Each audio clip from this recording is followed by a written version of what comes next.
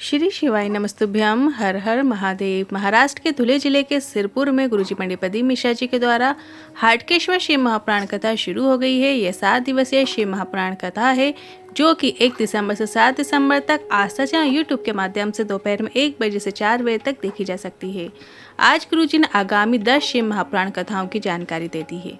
साथ ही रुद्राक्ष महोत्सव कब से कब तक रहेगा उसकी भी जानकारी दी है। कुंभ के मेले में भी शिव महापुराण कथा होगी, उसकी भी जानकारी आज गुरुजी ने दे दी है। आज की शिव महापुराण कथा में गुरुजी ने 7 बेलपत्र, 7 दूर्वा और 7 पीले कनेर के पुष्प वाला बिल्कुल नया उपाय भी बताया है। उपाय कब और कैसे करना है इसके लिए वीडियो आप अंत तक जरूर देखिएगा। आज 5वें दिन 6 दिसंबर की हाटकेश्वर शिव महापुराण कथा में गुरुजी ने कुल 8 उपाय पत्र उपयोगी जानकारियां दी हैं। सभी की जानकारी आपको इसी वीडियो के माध्यम से मिलने वाली है। अगर किसी कारणवश आपने आज कथा नहीं सुन पाए हैं तो पूरी कथा का दस्तव आपको इस छोटे से वीडियो से प्राप्त होने वाला है। तो बढ़ते हैं आज की कथा की पहली जानकारी की ओर।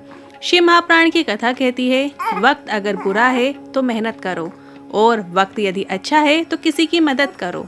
मेहनत करने से बेकार वक्त टल जाता है और वक्त अच्छा है तो भूखे को भोजन, प्यासे को पानी या किसी के काम आ जाओ, ऐसा प्रयास करें। और अपना पैसा अगर आप किसी को नहीं दे सकते तो स्वयं पर भी खर्च जरूर करें। बढ़ते हैं आज की कथा की दूसरी जानकारी की ओर। गुरुजी ने कहा, हम इंदौर में शादी में गए थे। वहाँ उन्होंने बताया गुरुजी माता पूजन में 800 प्लेट उठी और शादी के दिन 1000 प्लेट उठी, अर्थात इतने लोग आए। इस पर गुरुजी ने कहा, आपको इसमें उतना खुश नहीं होना चाहिए कि कितनी प्लेट उठी, बल्कि आपकी विपरीत परिस्थिति में अगर 800 या 1000 हाथ मदद के लिए उठें तब माने। बढ़ते हैं आज की कथा की तीसरी जानकारी की ओर। लोग कहते हैं अगर हम उज्जैन महाकाल की नगरी में जाएं तो क्या क्या लाएं? तो गुरुजी ने कहा, शिव महापुराण की कथा कहती है आप जो चाहो वो ला सकते हो, पर आप उज्जैन महाकाल की नगरी से अपना दिल वापस लेकर नहीं आ सकते। दिल दे बैठोगे महाकाल बाबा को। बढ़ते हैं आज की कथा की चौथी जानकारी की ओर। मनीषा जी पत्र लेकर आई। मेरे पति सिविल इंजीनियर हैं। कोरोना काल में उनकी जॉब छूट गई। हम मालेगांव की कथा पंडाल में बैठकर कथा सुनी और वहां हमने कामना कर ली और मेरे पति ने कहा, हम उम्मीद नहीं छोड़ेंगे, हम स्वयं का ऑफिस डालेंगे और हम रोज मंदिर जाते, शिवलिंग पर जल चढ़ाते, बेलपत्र चढ़ाते और आज बाबा ने लाखों में ला दिया है, उसी का आभार व्यक्त करने आए हैं। बढ़ते हैं आज की कथा की 5वीं जानकारी की ओर। सुनीता जी पत्र लेकर आई। मेरे सबसे छोटे देवर के यहाँ 22 साल तक संतान नहीं हुई। हमारी देवरानी बहुत निराश हो गई। किसी के कहने पर रोज मंदिर जाने लगे और मालेगांव की कथा पंडाल में बैठकर सुनी और कामना की और सफ़ेद आकड़ी की जड़ का प्रयोग भी किया। बाबा की ऐसी कृपा हुई कि 23 साल के बाद संतान की प्राप्ति हुई है, उसी का आभार व्यक्त करने आए हैं। बढ़ते हैं आज की कथा की 6वीं जानकारी की ओर। गुरुजी की इस शिव महापुराण के बाद अगली शिव महापुराण कथा 9 दिसंबर से 11 दिसंबर 2024 में दुबई में रहेगी। ये कथा टीवी पर मतलब आस्था चैनल और यूट्यूब पर 1 बजे से 4 बजे तक देखी जा सकती है। और इसके बाद गुरुजी की जो अगली शिव महापुराण कथा है 15 दिसंबर से 21 दिसंबर मेरठ में रहेगी और इसके बाद 24 दिसंबर से 30 दिसंबर तक रायपुर में रहेगी। और इसके बाद गुरुजी की जो अगली शिव महापुराण कथा है वो 2025 की पहली शिव महापुराण कथा 4 जनवरी से 10 जनवरी 2025 में प्रिया हाले कोशा राजनांदगांव में रहेगी। और इसके बाद जनवरी माह की दूसरी जो शिव महापुराण कथा है वो 16 जनवरी से 22 जनवरी तक सूरत गुजरात में रहेगी। और इसके बाद अगली शिव महापुराण कथा 24 जनवरी से 30 जनवरी साकरी महाराष्ट्र में रहेगी।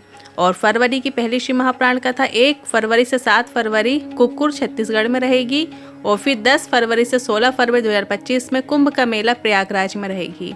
और इसके बाद गुरुजी की जो अगली शिव महापुराण कथा है वो 17 फरवरी से 23 फरवरी 2025 में तारा बाबा की कुटिया में सिरसा में होगी। और 25 फरवरी से 3 मार्च 2025 में रुद्राक्ष महोत्सव शिव महापुराण कथा रहेगी। इस कथा में महाशिवरात्रि आएगी और फुलेरा दूज भी आएगा। ये कुबरेश्वर धाम सीहोर में यह शिव महापुराण कथा रहेगी।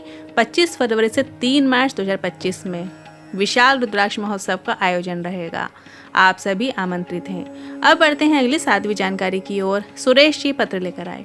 मेरी बेटी 32 साल की है। उसका छोटा बेटा 6 महीने का था। उसकी तबीयत खराब हो गई और डॉक्टर ने टेस्ट करके उसे ब्रेन का कैंसर बता दिया और डॉक्टर ने कहा कैंसर बढ़ने लगा है। उसकी याददाश्त जाने लगी। डॉक्टर को इलाज कराते रहे, साथ में शिवलिंग पर चढ़े जल का आचमन कराना शुरू किया और रुद्राक्ष जल देना शुरू किया।